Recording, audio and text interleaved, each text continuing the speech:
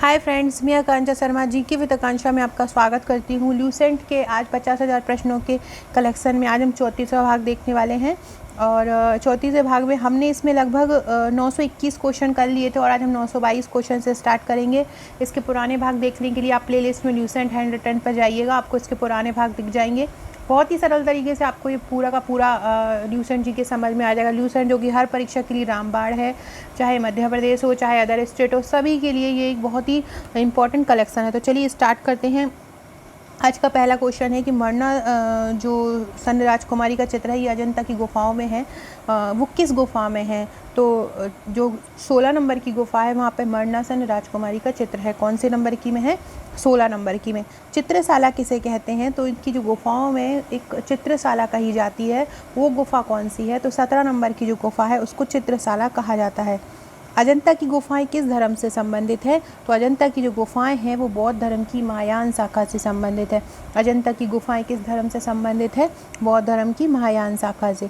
फिर गुप्त काल में बनी अन्य गुफा का नाम क्या है? तो गुप्त काल में बनी अन्य गुफा का नाम एक तो अजंता की हमने पढ़ी, एक है बाघ की गुफा जो कि धार में है। यह गुफा कैसे बनाई गई है? बाघ की गुफा को किस प्रकार बनाया गया है? तो बाघ नामक स्थान पर विंध्य पर्वत को काटकर इसको बनाया गया है। बाघ नामक स्थान पर विंध्य पर्वत को काटकर इसको बनाया गया है। टेलीग्राम ग्रुप पर आपको इसकी PDF भी मिल जाएगी, आप वहाँ से ले सकते हैं।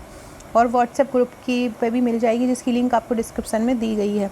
चंद्रगुप्त द्वितीय के समय संस्कृत का प्रसिद्ध कवि कौन था? संस्कृत का पूछ रहे हैं तो चंद्रगुप्त द्वितीय के समय ही संस्कृत के प्रकांड पंडित जो थे कालिदास, वो चंद्रगुप्त द्वितीय के ही समय के कवि थे। चंद्रगुप्त द्वितीय के दरबार में रहने वाला आयुर्वेद आचार्य कौन था? मतलब आयुर्वेद का जो आचार्य था चंद्रगुप्त द्वितीय के दरबार में कौन था? वो था धन्वंतरी। आपसे ये भी पूछ सकते हैं कि धन्वंतरी किसके दरबार में रहता था? तो चंद्रगुप्त द्वितीय के दरबार में रहता था। पंचतंत्र जो संस्कृत में लिखा है किसने लिखा है? तो पंचतंत्र को विष्णु शर्मा ने लिखा है और संसार का सबसे प्रचलित ग्रंथ है। कौन सा? पंचतंत्र। नेक्स्ट है बाइबल के बाद दूसरा स्थान किस ग्रंथ को आता है? तो सबसे पहला स्थान जो आता है वो बाइबल का आता है, उसके बाद पंचतंत्र का आता है। पंचतंत्र को कितने भागों में बांटा गया है? तो पंचतंत्र को 5 भागों में बांटा गया है। कौन कौन से? मित्रभेद, मित्रलाभ, संधि विग्रह, लब्ध प्रणाश और अपरीक्षा कार्य। तो एक बार ये क्वेश्चन KBC में भी पूछा गया था। अगर आप लोग KBC देखते हैं तो आपने देखा होगा। इसमें से उन्होंने बोला था कि इनमें से कौन सा एक है जो पंचतंत्र का भाग नहीं है। सूर्य सिद्धांत व आर्यभट्टीय सिद्धांत किसने लिखा? तो सूर्य सिद्धांत और आर्यभट्टीय सिद्धांत दोनों ही सिद्धांत आर्यभट्ट ने लिखे। सूर्य सिद्धांत और आर्यभट्टीय सिद्धांत किसने लिखे? तो ये दोनों ही सिद्धांत आर्यभट्ट ने लिखे। पृथ्वी सूर्य के चारों ओर घूमती है किसने बताया? तो ये आर्यभट्ट ने बताया। बराहमिहिर, धन्वंतरी, ब्रह्मगुप्त किसके दरबार में थे? तो बराहमिहिर हो, धन्वंतरी हो, ब्रह्मगुप्त हो, ये सभी चंद्रगुप्त द्वितीय के दरबार में थे। पुराणों की जो वर्तमान रूप में रचना हुई है, मतलब जिसको हम पढ़ते हैं, उसकी वर्तमान रूप में रचना किस काल में हुई है? उसकी गुप्त काल में हुई है। गुप्त राजाओं की राजकीय भाषा कौन सी थी? गुप्त राजाओं की राजकीय भाषा थी संस्कृत। गुप्त काल में चांदी के सिक्कों को क्या कहा जाता था? तो गुप्त काल में चांदी के सिक्कों को रुपयका कहा जाता था। गुप्त काल में चांदी के सिक्कों को क्या कहा जाता था? रुपयका कहा जाता था।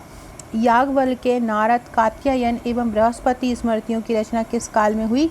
तो याज्ञवल्क्य, नारद, कात्यायन और बृहस्पति स्मृतियों की रचना हुई है गुप्त काल में।